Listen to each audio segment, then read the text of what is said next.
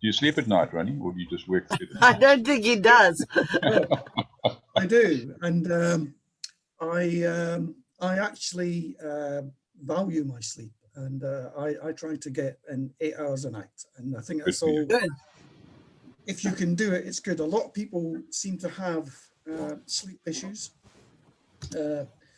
As usual, they blame it on the nets, and I'm guessing there might be some factors in there, but I suspect that for most people, it's a bit of anxiety and worry. You know, if I can't get to sleep at night, then I know that I'm worried about something, and I try and de-stress myself about that particular thing. But generally, I think 8 hours sleep, and you need it for energy. Important. absolutely.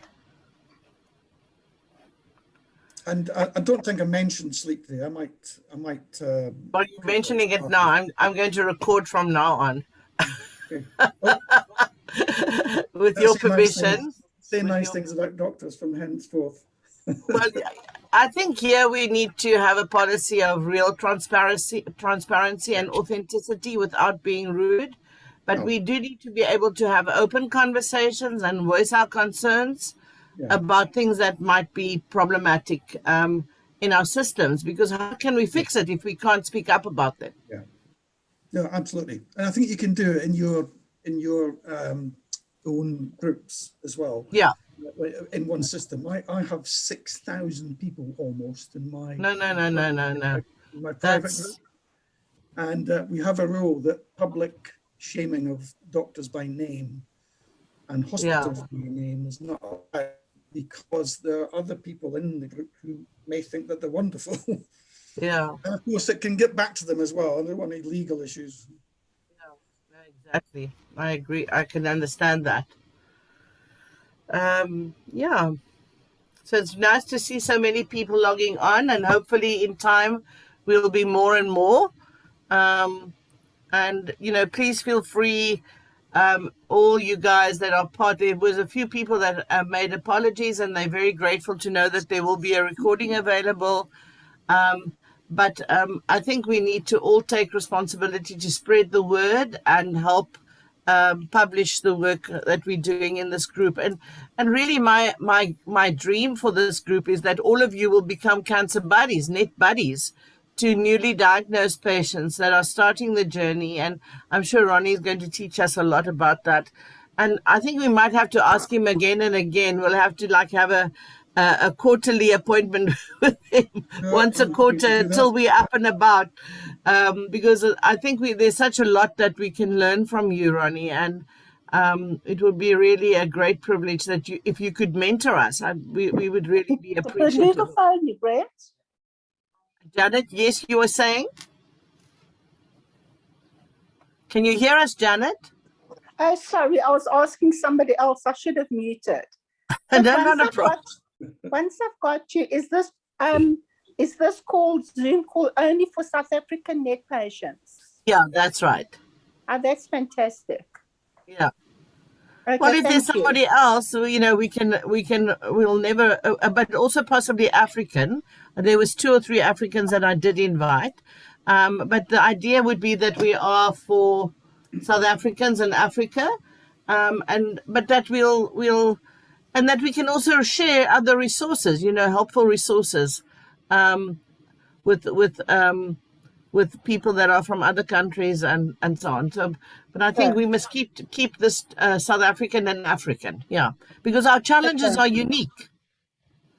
Absolutely. Yeah. Thank you. I did get people ask me if they could join who weren't from South Africa. Yeah. You better not. Yeah.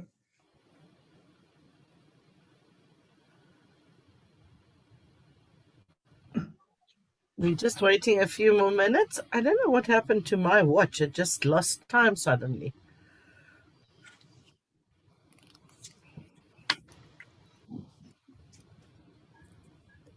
It's because everything has a battery these days.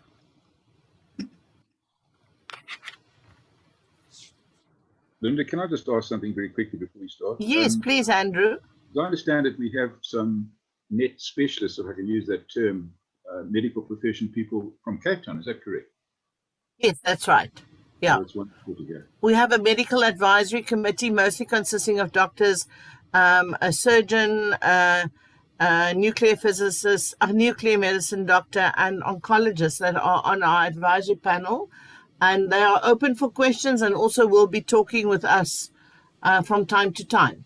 Excellent. No, that's nice to hear. So I think that's always the problem, is to everyone says. Now, where are you based, Andrew? I'm based in Kloof in Natal, which is about half an hour from Durban, traveling sort of west. Are you part? Are you seen in a multidisciplinary team context? Sorry, I just missed that. Sorry, can you just explain? Are you seen?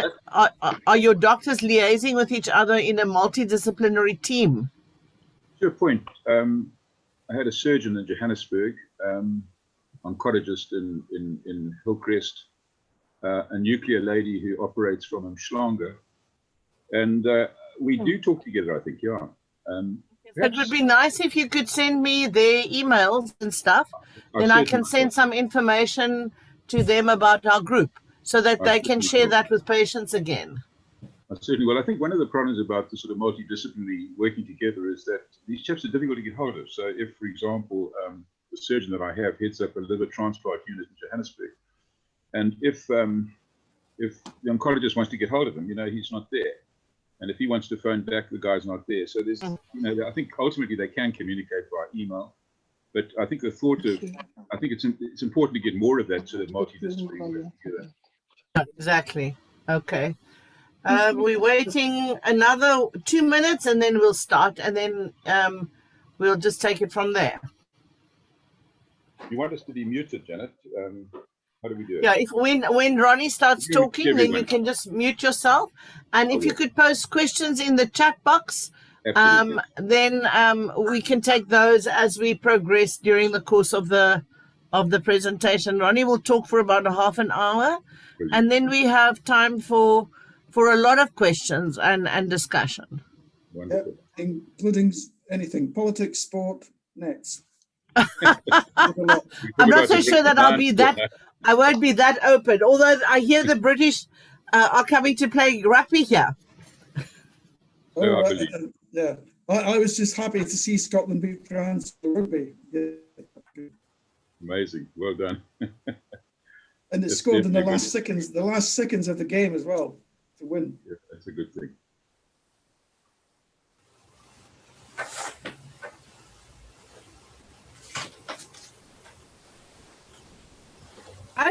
I think we should start. We are a very nice small group. So 1, 2, 3, 4, 5, 6, 7, 8, 9, 10, 11 people present. Welcome to everybody. I've got about 4 apologies from people that were not able to make today. We are really, really privileged today to have a death survivor who is our guest speaker from the UK that has really shown me the way in terms of how complex and treacherous this journey could be. But he is informing thousands and thousands of people on his website and Facebook pages, educating them about their rights as patients, and also giving ideas and sharing ideas around it, helping us to educate ourselves so that we can become empowered. Can I ask everybody to please mute yourself? I'm going to mute you all in any case, except Ronnie. And then, let's get going, and then feature your questions in the chat box, and then we can take it from there. Ronnie, a warm welcome from all of us, and thank you for making your time available and being willing to help us, give us a hand up in the support group. Please go ahead.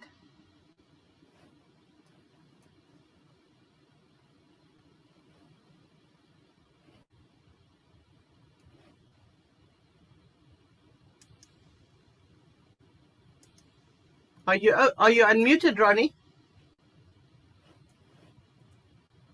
Okay. There you go. I'll start again. I'm happy to be here. I'm always happy to help patient groups. to any request to speak. I have a number of different subjects. Today I've been asked by Linda to talk about how you can live better with a chronic disease, and I want to talk about some aspects around what I mean by that, and how you can empower yourself going forward, because it's a long, some of us are in this for a long game. I've been watching the South Africa numbers going up in all of my different social media channels, and I'm very happy to help South Africa.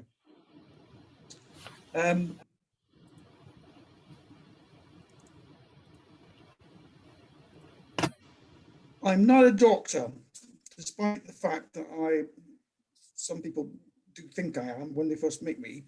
I'm just a guy who reads a lot and got a good memory for things. But I'm not a doctor or any form of medical professional. And so anything that I say today shouldn't be accepted as any medical advice at all. I am a patient, as I said. That's a very busy slide, but it's been a very busy 10 years. In fact, coming up for my 11 years in a few months. I was diagnosed in 2010. I had weight loss. My hemoglobin was low, and that was a test that I wasn't expecting to get. I just had a nurse who was investigating something, was quite thorough, and she found what were quite low levels of hemoglobin, which the GP said is iron deficiency anemia. In hindsight, I then realized that some things that were happening to me were in actual fact carcinoid syndrome, flushing and diarrhea mainly. So I went ahead and got some more tests, and a scan did the trick. Boom, lots of tumors, including in the liver and other places outside the liver too. I got all the normal NET scans after a liver biopsy. I had a nuclear scan. In them days, it was an octreotide scan, but it still found all the stuff they thought was there, plus some others that weren't picked up on CT.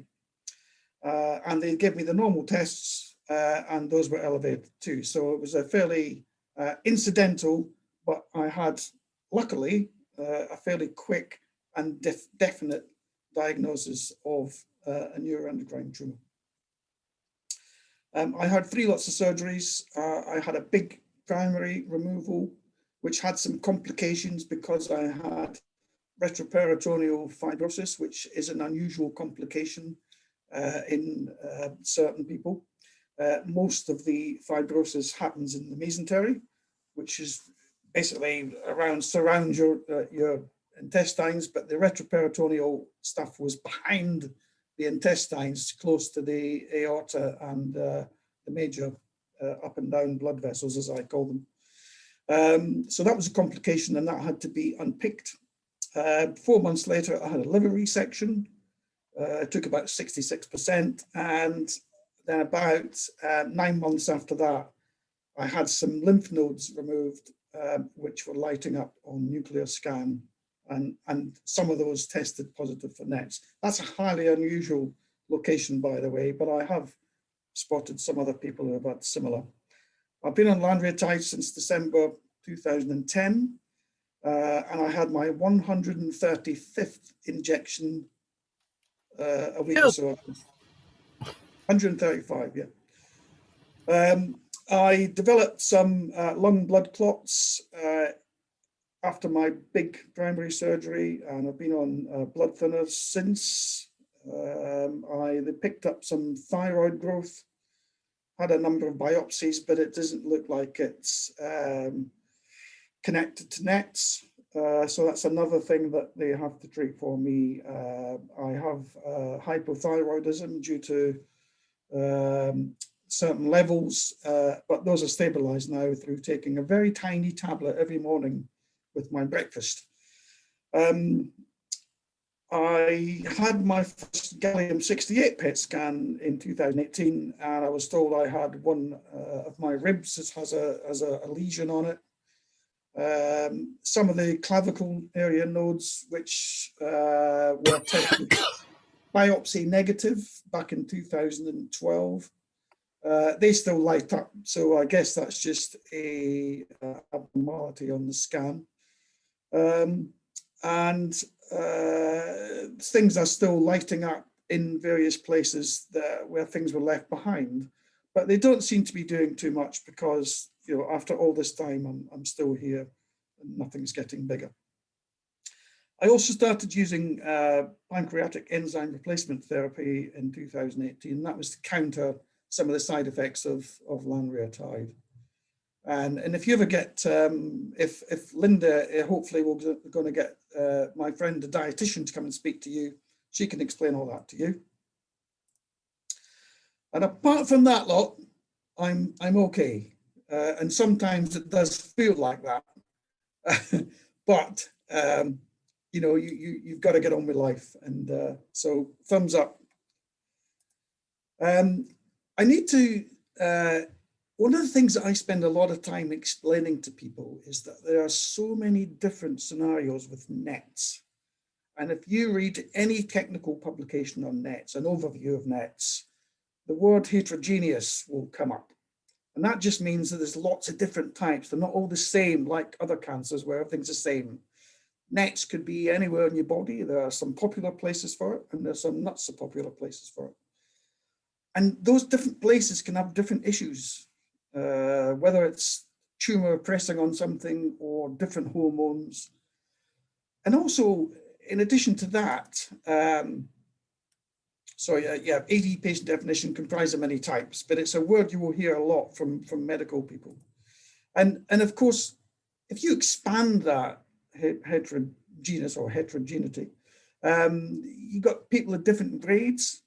And of course, we know that grade 3, particularly with poorly differentiated, is a completely different disease to a low grade, well differentiated tumor. It's a completely different size. So when you speak to people, you say, well, I've got nets and I've got that, you know, everybody calls it nets when technically carcinoma is a different thing. You really need to know that before you start talking to people and offering them hints and tips, because it's a completely different affair.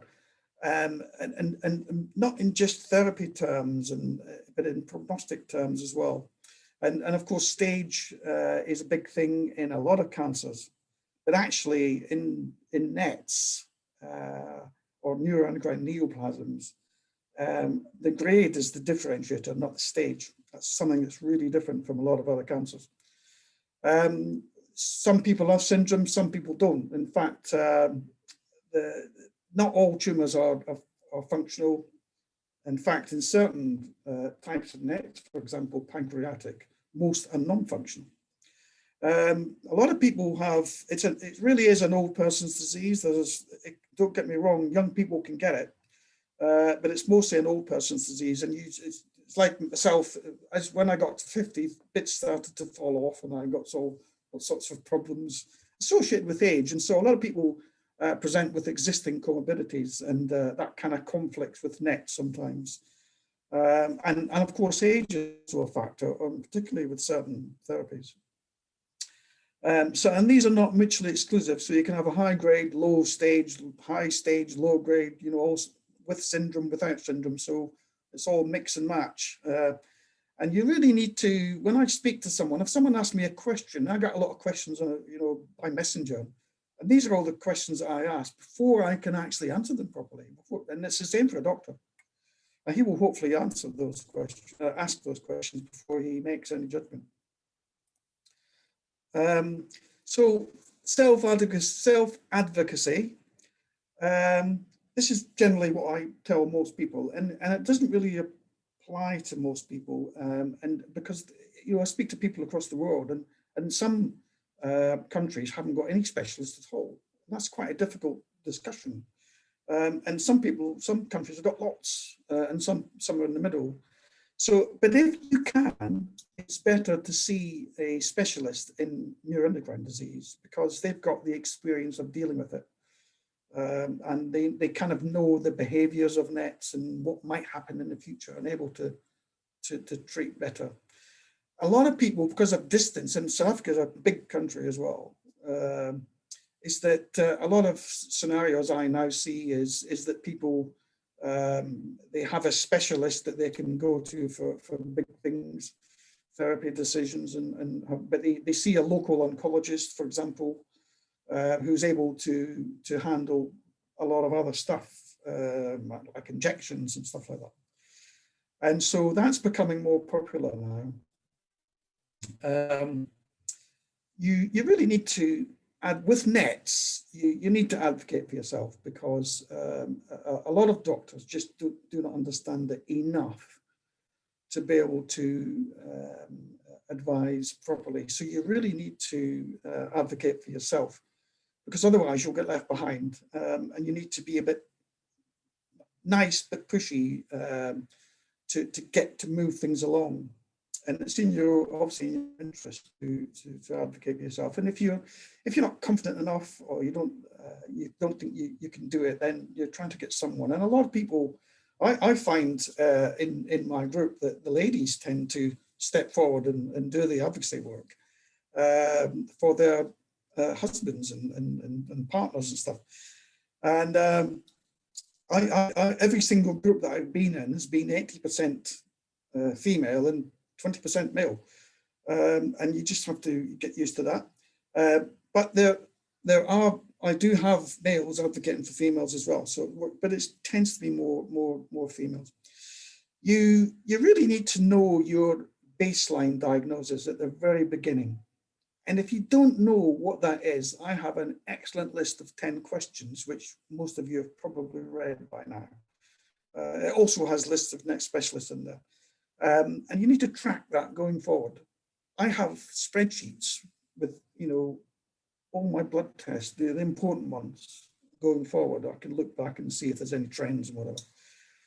And it's really important that you, and some people think I don't need to go down to that detail, but I advise you to keep a track on things like that, because only you can prompt things that other people have missed. And you need to really ask questions. And I mentioned my 10 questions article. A lot of people use that as a baseline for the very first appointment at an oncologist. And some of the questions are not known. For example, if you haven't had your full range of scans yet, then they probably can't give you a stage, not properly anyway yet. Never ever be afraid of asking a question that you think might make you look stupid, because there's no stupid questions in NETs. I have seen some really strange scenarios in NETs that I would have never thought to ask, but it was something really important. And so always ask questions. Don't, even something you think is really simple. And don't be afraid of healthcare professionals. I grew up in the UK, where people have a great respect for the medical trade, and they have the stiff upper lip and all that kind of stuff. But that's an old-fashioned way. It's not going to do any good with NETs. And so you really have to be upfront and look the doctor straight in the eyes and ask those questions and expect to get some form of answer. And of course, if you be afraid of healthcare professionals appearing foolish, because, as I said at the beginning, not all doctors really fully understand. And my group is full of hundreds of patients who probably know a lot more about NETs than the average doctor. I'm obviously not talking about NET specialists, because they obviously know more than us in most cases. And the other thing as well, we're in this for the long game. The vast majority of NETs are something that you could live with for a long time. And you need to keep an eye on things. And you need to start talking with your medical team about quality of life markers. How will I know that I've got a good quality of life? What is a good quality of life for me? What can I expect? Rather than just tick boxing, oh, well, your chromogranin A is okay and your 5-HIA is fine. You must be doing fine. Well, actually, I'm not. I'm not feeling very well at all. So you need to really start talking about quality of life and how to improve it. And one of the things is diet, and that's why I suggest Linda gets Tara Wyan to come and speak to you. So doctors are certainly experts in cancer, but you're the expert in how cancer has affected you, including cancer symptoms and also the effects of cancer itself on the body and the mind. And you should value that experience, and that's why you need to speak up. And support is there. We have lots of clinical MDTs for NETs in the UK. We're very lucky in that regard. And there are people who know the behaviours of NETs. They know about the issues that NET patients experience, and they can produce support for those things. There's lots of advocates out there. I like to call myself an advocate, and I'm here to help. There's peers. I have 6,000 people almost in my private support group, and some of the answers that other patients get from other patients or caregivers are phenomenal. And so if you haven't joined a knowledgeable group, then mine is there for you. If you wanted to expand your knowledge, it's not just a support group, it's an educational group as well. And of course, family and friends are there for support as well. And as I said earlier, I have quite a lot of wives, girlfriends, partners who are only in my group because they're supporting their partner. Because a lot of people just don't want to go on support groups. They don't want to talk about it. It's not always the best option. So, but the other half knows that and jumps in to advocate for them. Now, I have a number of slides called a way of thinking. And I spent the first 3 years of my diagnosis thinking that what was happening to me was just the new normal for me, before I actually realized that this is not the normal I actually want. I want a better normal than this. And so I started to study it a bit more. I started to read and I started to ask questions. And I started to even speak to people outside of NETs to see how they do things. And a lot of people say that NETs is incurable. And certainly for people who are at stage 4, that's probably true. And that's probably true for any cancer. But a lot of people don't really have stage 4. They've been picked up early, and so they are curable. And so a lot of people say, oh, every single NET is incurable and every single NET is terminal. And that's complete rubbish. It really is. So don't listen to anybody who's telling you that. So a lot of people say it's like living with a chronic disease. And I actually am a believer in that now. And so what is incurable cancer versus a chronic disease? If you've got a cancer which is not particularly fast growing and there's good treatments out there for it, and I think NET fits that description, then really you could live with it for a long time. And so there's a term in the UK called incurable but treatable. And that's how the UK is now approaching that. And the reason that's coming about is because people with cancer now live longer than they ever did. And that's because of science and more understanding of cancer. And, you know, when you look at the statistics that 1 in 3 of us, now moving to 1 in 2 of us, are going to have some kind of brush with cancer at some stage of our lives, because we're all living longer. It's a better way to look at it for quite a lot of cancers. And so incurable but treatable must be equatable in some respects to a chronic disease. And so what we all aim for, to be told, if we've got an incurable disease, what we aiming for is stable. The word stable. And I got my stable annotation quite early on. But what do we mean by stable? Doctors use different words, different healthcare systems, different types of doctor use different words. Oncologists use words that maybe surgeons won't use and stuff like that. So, but all these things more or less mean the same thing. Nobody talks about remission in NETs a lot, but actually controlled, partial remission, partial response, no evidence of these are all types of remission in any way. It's all a play on words. And surveillance is absolutely key in NETs. Now, again, heterogeneous group of tumours. So you might have a stage 4 small intestine NET who needs surveillance for a long time. I still get scans and tests after 11 years. Whereas you might have someone who's got, say, a low-grade isolated gastric NET in the stomach, who might just need a check every 2 years or whatever. So there's a big difference. It's that word again, heterogeneity, and why you need to gauge from someone when you talk to him or her what his NET is before you can start. Oh, you need to do this. You're incurable. Well, no, I'm not really, and all that kind of thing. So, but with chronic diseases, there can be a natural tendency to recur or to become unstable, but sometimes it's only for a short time. And that can go on and on and on. So there's it's not a straight road, it's a kind of windy road. And do you know what? That's really typical of most people's life, actually, when you think about it.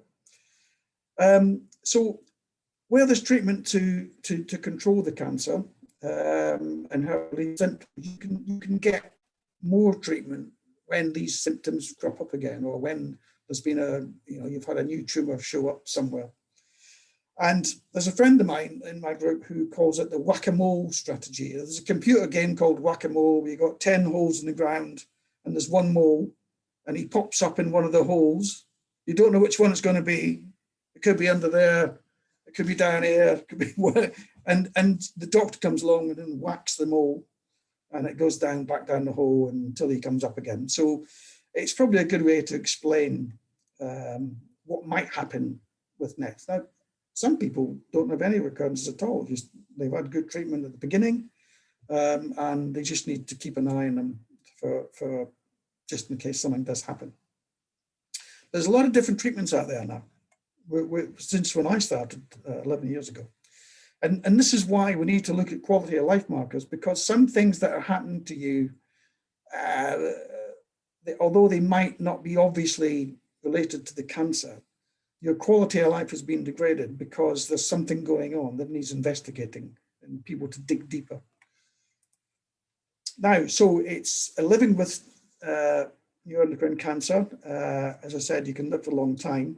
But what you don't want to do is shut yourself down, stay in the house forever, never go out, never enjoy yourself. It's about what I call appetite, and that's what I call a risk appetite.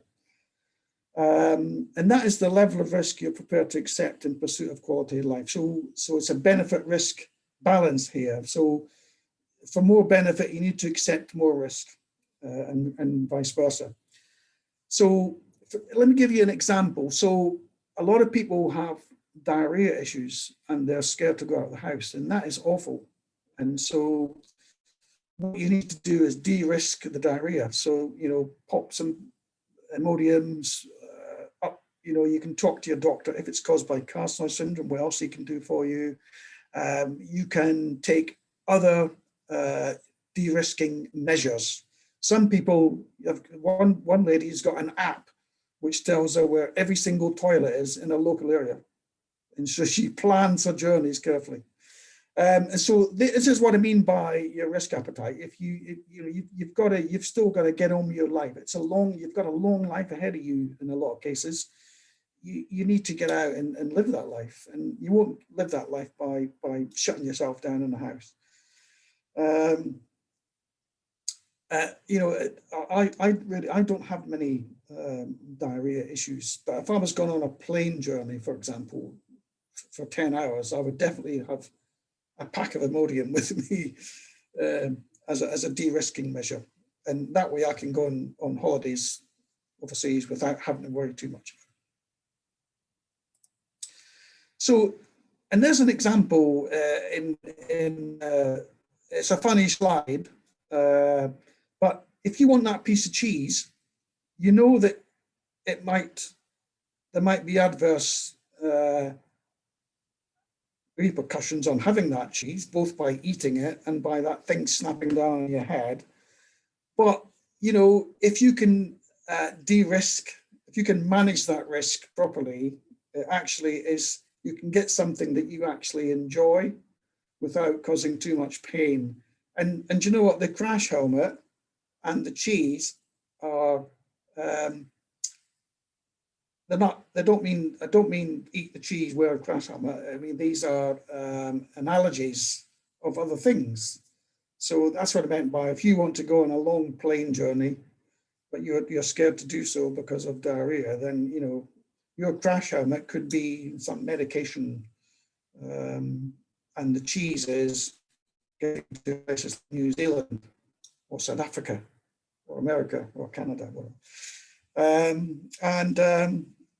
You know, sometimes there might be some effects, but they'll be less. I mean, you know, I have pancreatic enzyme replacement therapies, and sometimes I forget to take them with me when I go out. And then if I go out for a meal, for example, you have to take them when you eat, and some of you have probably taken them.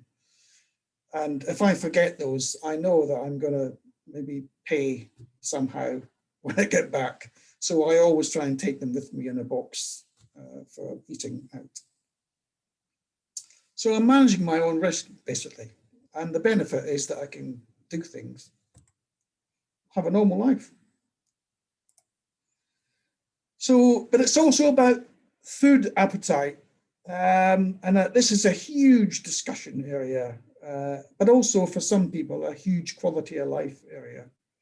And, you know, you need to learn as much about this, I think, as much you learn about the cancer side. And these are all related to the side effects of having a NET, whether it's because you've had bowel surgery and your bowel is shorter, that's one of my issues, or whether you have carcinoid syndrome and certain foods can set you off flushing and diarrhea. But also some people have issues that are unrelated to NETs, which in these food issues cause them to have quality of life problems. And of course, some people who have NETs, it causes them to have diabetes. And of course, there's a diet issue to that as well. And there's another 10 examples I could think of. So, you know, there's a lot of myths surrounding food and someone with NET, but no single diet will work for everyone.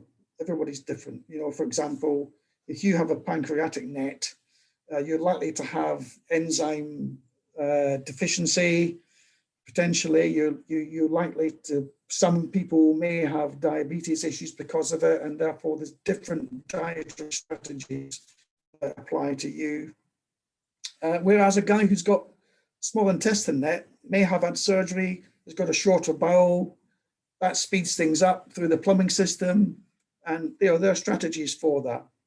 And you've got to try and understand whether it's caused by carcinoid syndrome or whether it's caused by, I'm talking about a small intestine NET, because a lot of types of NETs don't have carcinoid syndrome, they have another syndrome. But for small intestinal NETs, which is quite a popular one, a lot of people have carcinoid syndrome, which causes diarrhea. They also have a shorter bowel, which just exacerbates the issue. You've got to work out which one's causing it. And for me, it's definitely having a shorter bowel. You really need to experiment with food because and keep a diary. I keep a diary all the time now, and it's really helped me for all sorts of things. I've been keeping it now for years, and it's nice and simple, and it takes me about 30 seconds every day to fill it in. And if you want my template, just contact me and I'll give you. Weight is a big issue. A lot of people lose weight. Would you believe? And this is why you shouldn't worry too much about weight in the early days. When I had my first big surgery, I came out of the hospital, I looked weak, I looked drawn, I looked thin. People said to me, "Oh my God, you look really bad." And I was worried that I'd lost so much weight that I was not going to put it back on. Let me tell you now that this well-looking person you see now is the same weight that I was after my big surgery. You adapt. So it's not just about weight. And a lot of people have too much weight and they want to lose it. Well, if nets can make you lose weight and you need to lose weight, maybe that might be a good thing. But weight is to try and find a balance with weight. And do you know what? I'm now the perfect weight for myself. My BMI is smack bang in the middle, and that's a good thing, generally speaking, for your health. And and also stay fit. And it's quite important that science is now proving this, that being fit before an operation helps. And there's now, a lot of healthcare systems now having something called prehab, where you become fit in order to have surgery because outcomes are always better. And of course, once you've had surgery or some other treatment, is to try and stay fit, because that's going to help you not just to keep your body healthy, but to keep the mind healthy. And I do it for both of those things. And those of you who follow my walking things on one of my Facebook pages, I'll come on to more of that in a minute. So diet's really important, and you need to hear diet from a professional, because there's a lot of myths out there, a lot of assumptions, and a lot of these myths start in Facebook groups, and I try to stamp them out when I see them. And Tara Wyand is the most experienced neuroendocrine tumor dietitian on the planet, and hopefully she'll come and talk to you. And I sort of loosely mentioned this before, not everything is connected to NET. So you really have to manage all these issues and try and work out. And this is really difficult to begin with. But as you go on, it becomes easier to work out. I mean, most of the issues that I get now and then, I don't even bother talking to my oncologist, because I know for a fact they have nothing to do with my NET, and I tend to work with my GP on a few things. But not everything is connected to NETs, and in patient groups you will hear people trying to connect everything to NETs, and I try my best to put out some of those fires. Dr. Eric Liu is a very famous US NET specialist. He's an oncology surgeon, and he's got a great quote, because he gets all these same questions that I see in my group. Even NET patients get regular diseases. That's absolutely true. The arthritis I sometimes get in this left hand is not NET arthritis, it's arthritis. And of course, this jigsaw here explains why it's really difficult to pin symptoms down to NETs or something else, because there's so many areas that they could come from, so many directions they could come from. And the bottom right-hand corner, coincidences, I see that all the time. And there's a famous medical term called correlation versus causation. I have to quote that quite a lot, because people tie two things together and think it must be connected, and it isn't. And of course, there's always a missing piece. Sometimes you just can't get any answers with NETs. And the missing piece might be a NET specialist. It might be you learning. It might be my blog, where someone goes, oh, I've been looking for this for months, and I've already found it months ago and published it. So it's quite difficult, but it does get easier over time. And I've got some real experts in my group. And another way of thinking slide. Now, a lot of people are quite anxious, worried. Some of them come onto my site and they are completely in bits and pieces, because they don't know how to cope really with what they've just been diagnosed with, and they think they're going to die and things like this, and it takes a while to sort of change that way of thinking.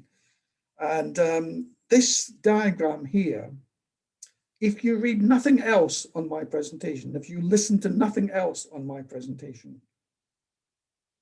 read that and listen to what I'm saying, because if you can get your head around that perspective, it's actually going to change the way that you think about things and make you a bit calmer. And I had a lady who joined my group year ago. And a few months ago, she came on and she says, I've completely mastered this now. And she's now helping others deal with anxiety and stuff now. But it's true to say that a lot of people are not wired the same as other people. And a cancer diagnosis will actually make people, drive people into subclinical and clinical depression where they need specialist help. And that's going to come on another slide. So, you know, that little blue dot is actually things that happen compared to that very large pink circle, that things that you worry about. And so this is taken from my 8 tips for conquering fear, which includes that slide I've just shown you. And if you're worried and feel anxious all the time, is have a read of that article, because inside it, there's 2 videos from professionals who are used to dealing with oncology and anxiety and things. And I know that Linda will know where I'm coming from here. But the first thing you have to do is accept your diagnosis. If you've got a diagnosis which is 100% clear, then you just accept it. You can't turn the clock back. You can't undo it.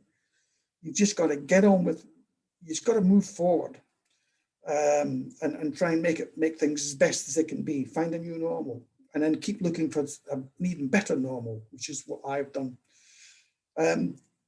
Accept the road ahead is going to be bumpy, and you know, then try and work out what is identifying your triggers. What is making you feel anxious? Is it because you've got a test which is out of range, and then well, is it only just out of range, or is it vastly out of range?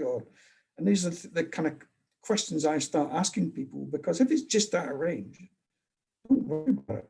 People need to get worried if their test result is higher but still in normal range. You know, normal is normal. So identify what those triggers are, and then try and work out how you can work out how serious those triggers are. I mean, for some people, it's just like an anniversary. It was 1 year since I've been diagnosed, and they feel quite sad about that. I actually feel quite happy when I get another year on. You know, I'll be doing my 11th year shortly, and I'm going to be really happy about that. And talk about it. And, you know, I've been talking about mine now for 7 years now.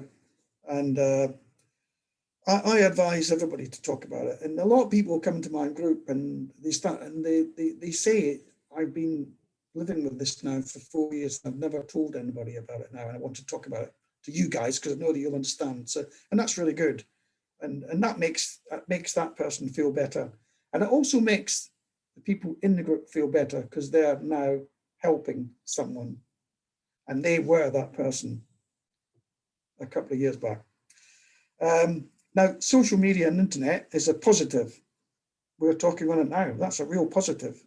But for some people, it can have the opposite effect. And so for example, patient groups are not for everyone. People have left my group and they've messaged me and said, I'm sorry to leave your group, but I can't deal with the grief and I can't deal with people's problems, and there doesn't seem to be any fix for those. And that's fine. Maybe they'll come back in a couple of years. Fortunately, that doesn't happen a lot. So be patient, not be a lot of people want everything fixed and everything cured within weeks. It's just not going to happen. It's a long road. I published a blog the other day and it said, keep calm, hurry up and wait. And it was about my 72-day wait for surgery from diagnosis. And I explained why that wasn't a problem. Because it's net. And focus on wellness as well as illness. See the positive in things. Have a glass that's half full rather than half empty. That's really important, I think, with any disease. And if none of those things work, then seek counselling. And I'm sure Linda can advise you on that. Another way of thinking slide. I got a message from someone, and they said to me, do you see yourself as a sick person? And I'd never been asked that before. And I thought about it and wrote this article called I'm Not Sick, I Just Have Cancer. And I got a lot of good feedback on this. I got trolled by one or two people, I have to say, who didn't think that I should be saying things like that. But actually, if you've got a long-term disease and you're stable and you're getting on with your life and you feel like you're having a normal life, why not? 1 in 2 of us will have a brush with cancer. I've got my brush. I've had my brush with cancer. I've still got it. It's not going to leave me. But you know what? I'm not going to sit and worry about it. I'm not going to sit and want people to feel pity on me. I'm just going to get on with my life. And so, you know, I'm not sick. I just have cancer. That's just a way of thinking for me. And I've got a lot of good feedback on that, and it's helped a lot of people just by making that statement. And this goes on to becoming your own advocate, or even advocating for someone else. And it's a way of thinking, really. The first thing you have to do is you cannot advocate for someone properly unless you learn a bit more about the disease. And I've written 387 articles now, which hopefully help people. All of them, it's not just my words, it's full of links to from net experts and videos from net experts. And some of it is my own opinion, and I always say this is my opinion at the beginning of the article. And I write them as a patient for patients. And the other thing to do is to become more active mentally and physically. And I think, you know, we've touched on this in previous slides, that I really do think that keeping yourself active and keep yourself as fit as you can within your limits is a good thing. And that's going to help you live with the disease. Start a diary. As I said, mine takes me 30 seconds. It's really simple. It works for me. You may need something more complicated or even more simple, but mine is quite simple. Experiment with diet and nutrition is absolutely important. We are what we eat, and diet is not the constraint that a lot of people think it is with NETs.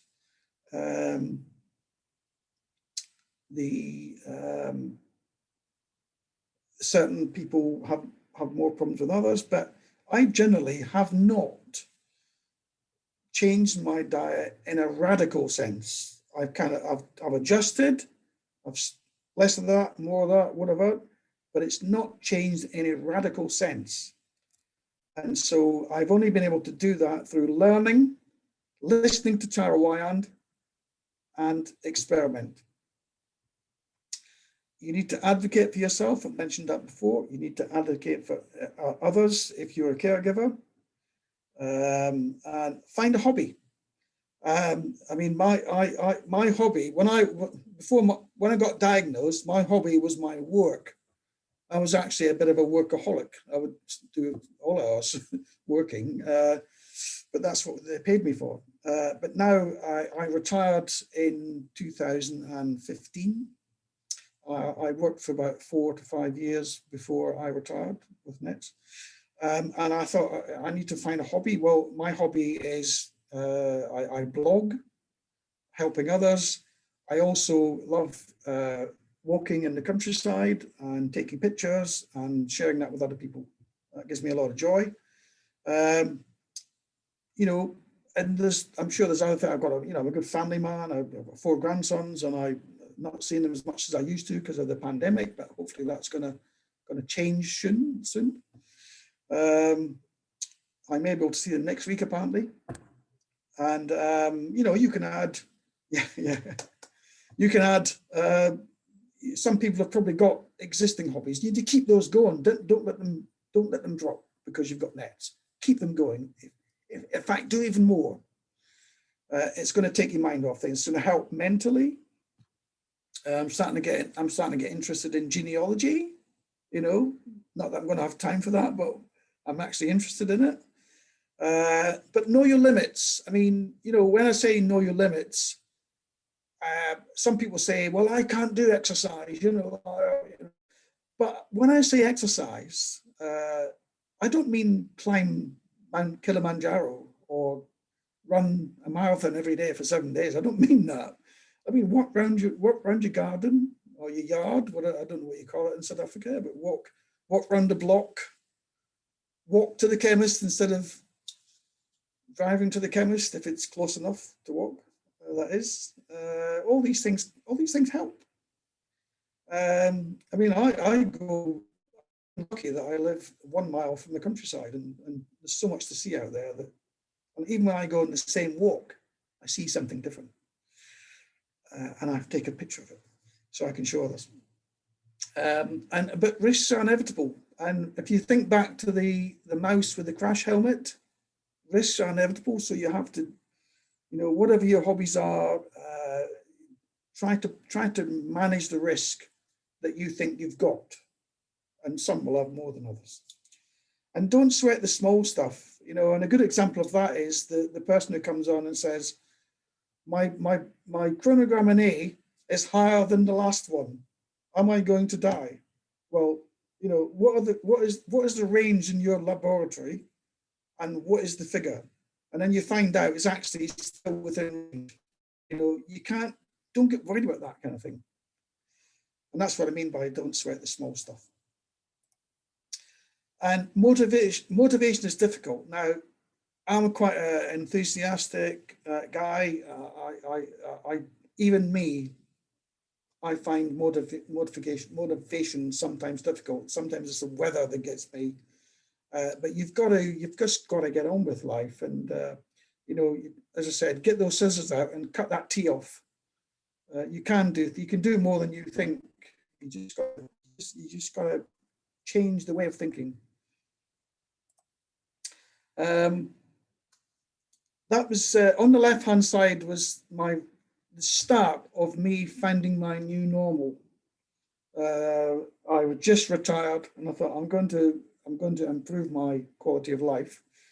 And so I went out, and that where I'm stood there is only about 4 miles from my house, and I've got 15 miles of forest beyond that, and it's a beautiful area, and I'm quite lucky in that respect.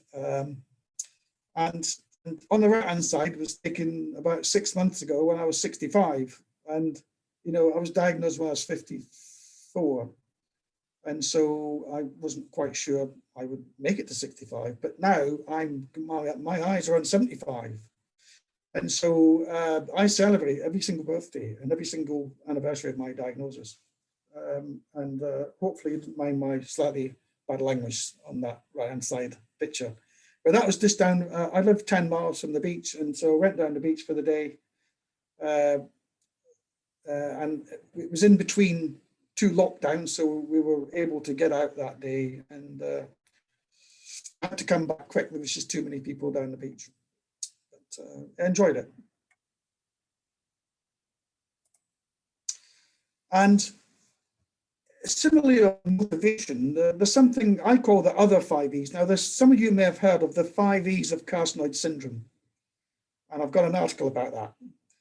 But I think that can be a constraint. They're not things that you must do. They are things that you should be wary of and be aware of. And I invented the other 5 E's, which were the complete opposite of the 5 E's, and those are those 5 E's. Yeah. Now I wrote this article. I had a bad chest infection, and I'd finally gotten over it, and I felt really down.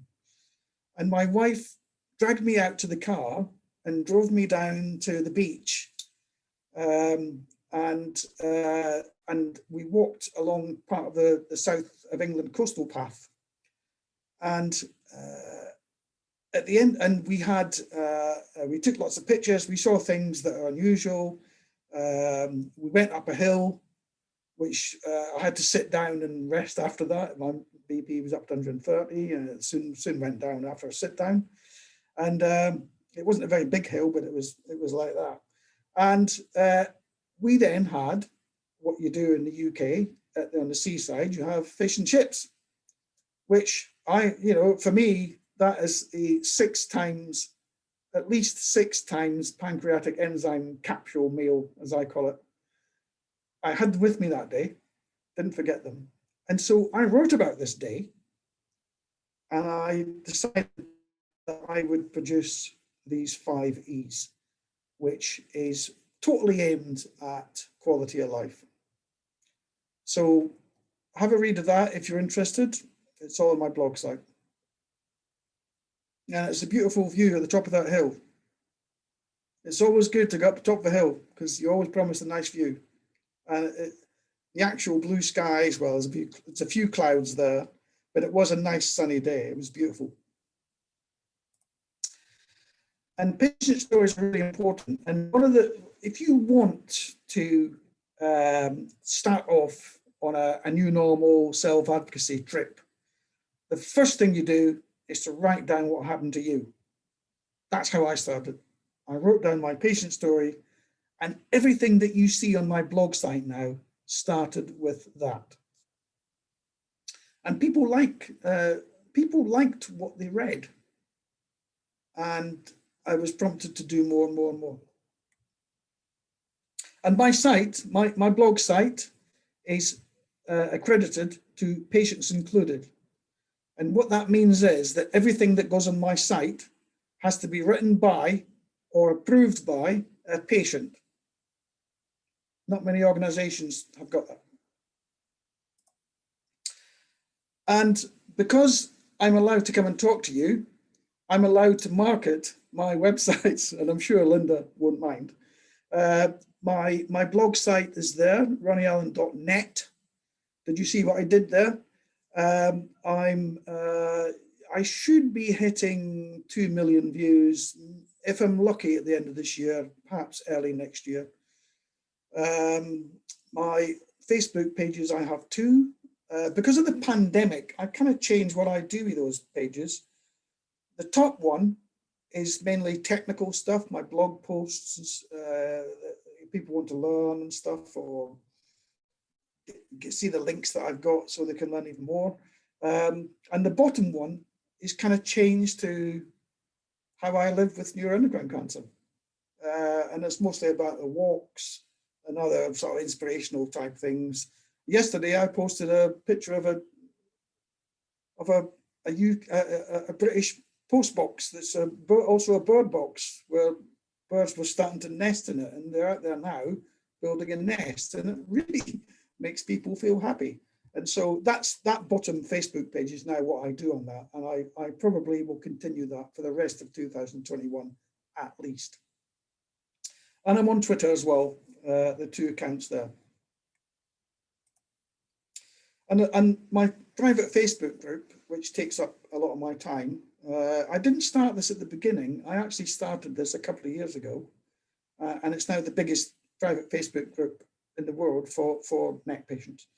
I'm proud to call it an international group. I have administrators from Canada, from USA, from UK, which is me, and from New Zealand. So we've got 24/7 coverage. Whenever someone posts, the post has to be approved. That's the rules in my group. So I've got, whatever time of day it is, the post will be monitored, filtered, and hopefully approved. Not all get approved. Some are a bit naughty. And there's almost 6,000 people in there, or there will be next month, and over 70 countries. I think last time I looked at South Africa, there's about 59. And you're very welcome to join. You don't have to join. It's up to you. And thank you for the opportunity of talking today. And I'm happy to answer any questions that you may have. I may not know the answers, but I know someone who does.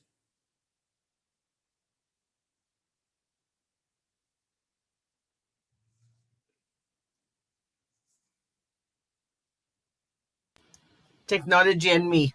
Thank you, Ronny, for inspiring us. I feel really charged up, and I think that this group can really contribute a lot and learn from you and really follow the guidelines that you've just given us. It's a real map of preparing ourselves for our own journeys, but also for the functioning of this group. If we follow these rules, tips for learning to live with chronic illness, we will do well ourselves as well. We will be learning to be gentle with ourselves. We'll be learning to be authentic. We'll be learning to check our thoughts and feelings, and also empower ourselves to make decisions about ourselves. So thank you so much. It's really been revitalizing for me. So I'm opening the floor for comments and questions. Anybody, please raise your hand so that I can see you.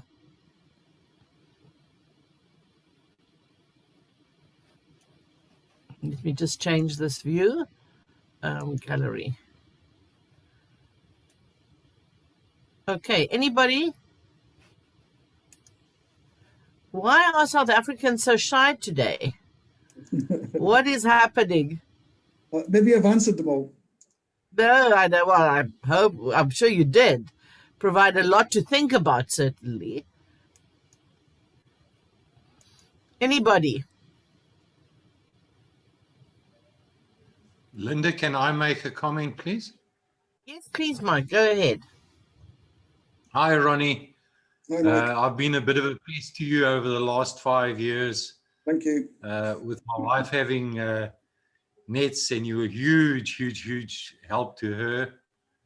Unfortunately, as a result of that, she had to have a liver transplant, which wasn't successful, and then a second one, and then she passed away. Oh, and then more recently, myself, I've also been diagnosed with NETs. It was diagnosed by mistake, which is something that I do have a huge problem with, is that your average GP is not diagnosing the NETs. They are diagnosing individual symptoms, and they give you a 20-minute consultation and then treat you for gastritis, hiatus hernia, irritable bowel syndrome. You've got hormonal problems. You must learn to live with the arthritis. And I think we need a lot more to try and reach out to a lot more of the GPs, to just look back and turn a page back in the file to see what are the other symptoms. My late wife was 7 years before she was diagnosed. And even though I knew about NET symptoms and that, I had one or two, and I was always told it was hiatus hernia or gastritis. And because I didn't have the flushing and things like that, I just learned to live with it. And it was only when I had gall bladder problems and was operated on for that they discovered that it was luckily the primary tumor that was causing those problems. It just seems that there's a lot of people have the classic symptoms, but the doctors are just treating them for what's bugging them at that specific time. I think, Ronny, you can also respond to that. Yeah, I remember you now, Mike, because you are completely unique in that you've got a husband and wife who both got NETs. Now, the only other couple I know both had NETs were two NET patients who married. But yours is a completely different scenario to that, and that is highly unusual. And in terms of and I'm really sorry to hear about your wife.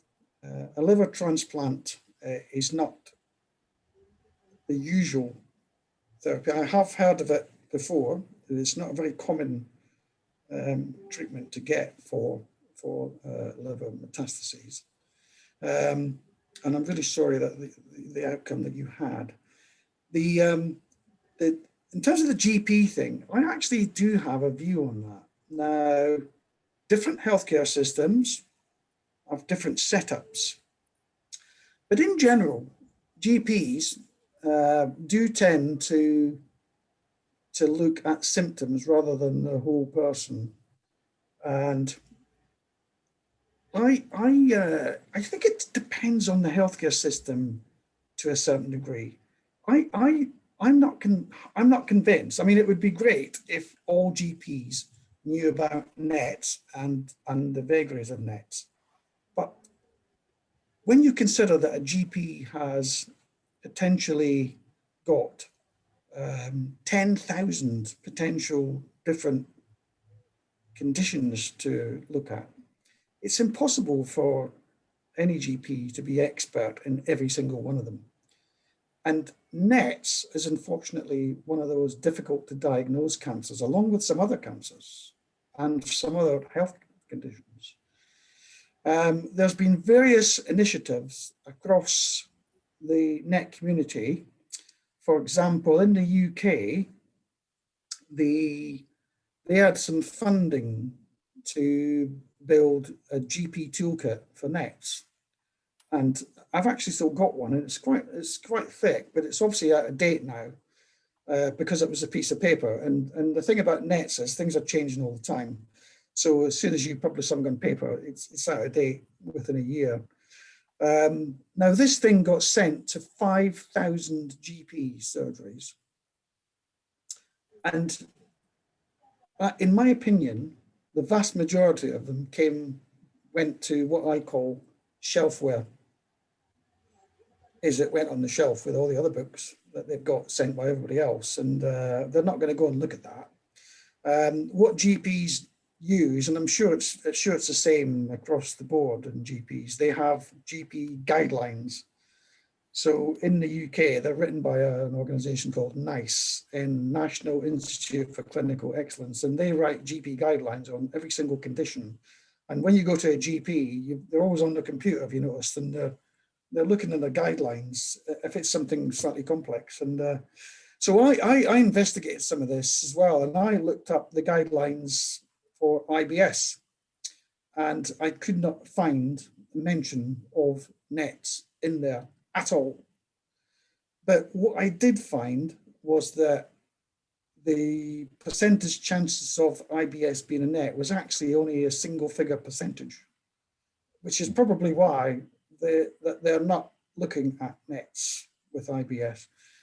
The other thing that I would say to you is that if you speak to NET specialists, maybe different, again, this is different from country to country to country.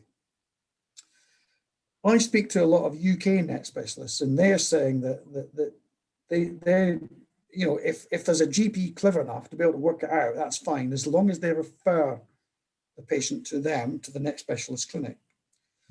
Because it's not, after that, there's not much a GP can do. And I think there are more diagnoses made by GPs who have referred a person to secondary care, so to a gastroenterologist, which is where most of the issues tend to lie, or to some people have even been referred to a skin expert for their flushing. And some people who've got unusual hormonal things going on get referred to an endocrinologist. And it's at secondary care where the diagnosis of NET are mostly made in the UK. And I'm guessing that's similar to many countries. There's one country which is taking the GP route, and I can understand why. It's Australia. And they've currently got an online GP scheme going on.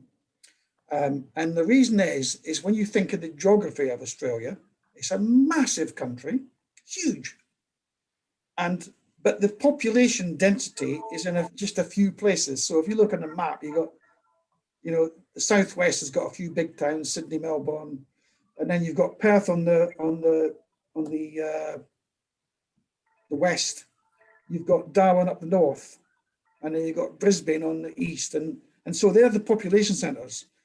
And so I can understand why they're pushing that, they're pursuing that strategy. I don't think I'm not sure about South Africa. South Africa might be similar to Australia, I don't know. But in UK, we are completely dotted with net MDTs. You're never more than 50 miles from a net MDT. And the other thing that the net MDT, and this might be for something for South Africa to learn, is that the net MDTs are speaking to their local regional hospitals, the smaller hospital, or the county hospitals, as we call them in the UK, where some people present, or having been referred by a GP, you need to look at, they're doing the education. So that means that the net centres are getting more referrals than they would normally get. Because sometimes people bounce back from secondary care back to primary care, nothing found. And things like, you know, oh, we've done a, we've investigated this person's IBS, we've done a colonoscopy. And that secondary care person is someone who doesn't understand nets. Because if they did, I mean, obviously they would spot a rectal net straight off, because you can see this polyp type thing, they can see that straight away. But the vast majority of small intestine net, the vast majority of nets in the bowel, which is the small and large, are going to be in the small, at the joint with the large, so in the terminal ileum. Now, there's a certain colonoscopy that you can call an extended colonoscopy, which pokes through the valve, or the cecum, how do you pronounce that? The ileocecal valve, which goes from large to small intestine, and bingo, you can normally get a view of something abnormal. If you get that colonoscopy, then they can find it quicker. So a lot of people are bouncing back from secondary care, not found. I think with gastric nets, stomach nets, they're more easy to spot with a camera going down the throat. Not very nice, but they can see a lot. But again, pancreatic nets are very difficult to spot. It's hidden away behind everything else. And you know what I say to people? When I get messages by people all the time who are not diagnosed, but they're very good on the internet, and they Google nets, flushing, diarrhea, and Ronny Allan pops up. So they message me and they go, I think I've got nets. And I go, why? And what have you got? And I always say to them, look, even if you have to be slightly disingenuous with your description, try to get a scan, because a scan, a CT scan is going to find the vast majority. It won't find them all, but it will find a lot of them. But there we go. But it's surprising how many nets are actually found accidentally or incidentally by people going for other things. I mean, appendiceal nets are found down at ER all the time. People getting appendicitis, and a lot of young people as well. Gastric nets, when people have acid reflux system, they get a quick endoscopy down, and they can see them, the polyps, and they can take a quick bit of tissue to test it as well. And these are incidental diagnosis. In fact, I always think of mine as incidental, because I went to my GP and said to my asthma nurse, I'm slightly asthmatic and I get an appointment every year, and we normally talk about the weather and holidays and stuff. And she said, anything? And I said, you know what? I think I've lost a bit of weight. And she said, oh, did you mean to lose it? No, I didn't mean to lose it. It's only half a stone. And she sent me some blood tests, and that's how they found out about my low hemoglobin. So, and then 2 months later. What blood test was it, Ronny, that they did that gave the? Oh, she did the full blood count. They did the full blood count, but they noticed my hemoglobin was quite low. They did it again, and it was even lower. And when I went to see the GP, he said, the figures that I'm looking at are, I see in pensioners, senior people, 80 years old, who are not eating properly. And he referred me down to secondary care, because he said, what you've got is iron deficiency anemia. I'm going to refer you to the anemia clinic. who were going to do a colonoscopy. And anyway, I had private healthcare for my work. And I just, within 2 days, I had a CT scan, boom, that was it. So I was a bit lucky in that respect. But going back to Mike's issue with the GP, so I think everybody in the world should be educated about NETs, but GPs are busy people. I mean, GPs at the moment in UK are trying to vaccinate half the population, and but I'm not saying that we shouldn't educate GPs. I just think you need to really think about that carefully. And I like the UK, where they've got the hub and spoke, major hospital, hub and spoke down to the county hospitals. So they have, and they all know each other, these doctors. Look, I've got a guy here who's flushing, blah, blah, blah, blah, blah, and he's been sent because they've got IBS. And the net guy will say, oh, try this, whatever. He might mention the colonoscopy with an extended bit, and stuff like that. Or check his chromogranin A, or check his 5-HIAA, and stuff like that. Whereas a guy who didn't understand it wouldn't think to do that. So in GP, I don't know what the GP surgeries are like in South Africa, but GPs in the UK are just an office with a desk and a computer. Well, there's not about half a dozen GPs or whatever. Sometimes it's less, sometimes it's more. They don't have scanning machines and ultrasounds and whatever. So all they can do is refer on to secondary care. And it's secondary care is where they need to pick these things up. So there are top net specialists in the UK who are saying, no, GPs, let them refer. It's we that need to be educated, and it's us that need to find them. And so they're currently educating the small hospitals where people may present, and they're not educating GPs. There's too many. They haven't got enough time. But I do.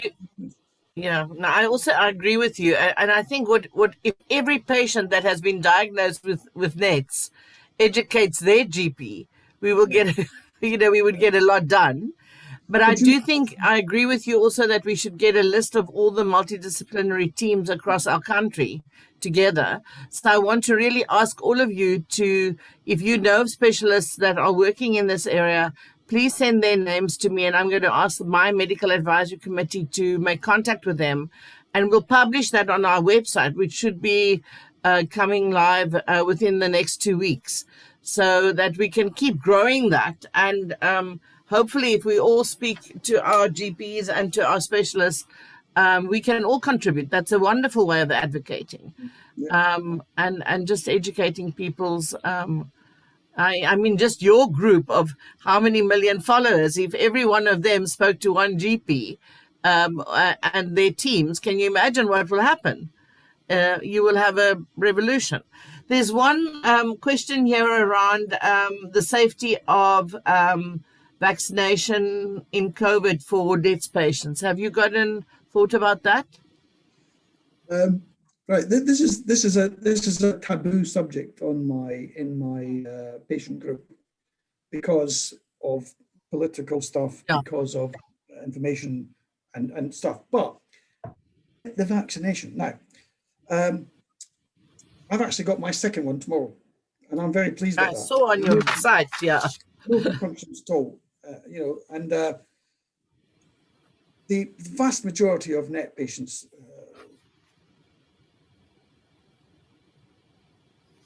I've got a blog about this, and I've appended a lot of. Can you hear me? Okay. Yeah. Just that I've got a message saying my network was unstable. There's the North American NETs Society. That is the scientific group of NET specialists have gone to print, and I wish other nations, including the UK, would do similar. To put people's minds at rest. They've the most NET specialists in the UK have sort of left it to sort of GPs and NHS to manage.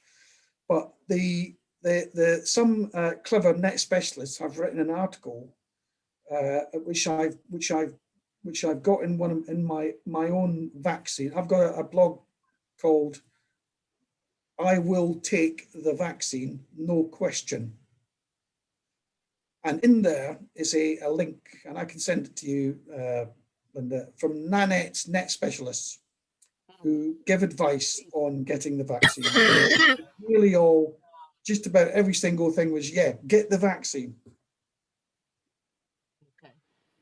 So yeah, I think that's pretty much, I think we all kind of have that sense around us that, you know, it's going to be with us for a long time. So we need to be prepared. And if you have comorbidities and you're over the age of, 60, then you are at risk. So you need to be careful. Thank you for that. Any other questions kind of lying close on your heart or comments? I will also, I use a lot of Ronnie's material to repost on my site with acknowledgement on our site on Facebook so that you can just be aware of it. But you can obviously follow him yourself, but it's also for other patients that don't know about him to introduce him to them as well. So thank you very much for your time, Ronnie, and for your passion around NETs and for leading by example. I know that what you said today is a lived experience. It's something that you've been working on for 10 years. So it's a work in progress, and you're reaping the benefits of that process, and you're really setting the bar high for all of us to really take the time to journal, to think about, and to set new priorities for your own new normal going forward with some of the guidelines that we had today. So thank you very much. Please remember to send me the email again from that lady for the dietitian so that I can tighten that up for us. I'd really appreciate that. Guys, I want to just, before we say goodbye, say that I think Saturday afternoons tends to be a difficult time for the group. We thought it would be a good time, but more and more people are saying that it's quite difficult. So I want to try the next group on a weeknight. I'd like to just hear your comments about that, and around about 7 to 8:30. How does that sound to you? Would be fine for me, thanks. Can you hear me? Perhaps just write in the comments yes or no, or make another suggestion. That would be really cool. Then I can review that and kind of look at that. And what night would be suitable for you? Perhaps just say Wednesdays, Tuesdays, whatever. But then we'll do the next group on a weekday evening, so that you can have fun over the weekend and not be a ham cast or kept at bay at home because you can't miss the group. Thank you to everybody that attended. Please send me new patients' names so that we can grow our list. Follow us on Facebook, and I'll let you know as soon as the website is ready to go. Thank you, Ronnie. Bye-bye. We really appreciate it so much. They say you have to do this when you clap hands on Zoom. Thank you very, very much, and have a lovely day further, and have a lovely weekend, all of you. The sun's out. I'm off for a walk. But yeah, absolutely. We must go for a walk. Bye, everybody. Bye. Bye-bye. Thank you. Thanks, Ronnie.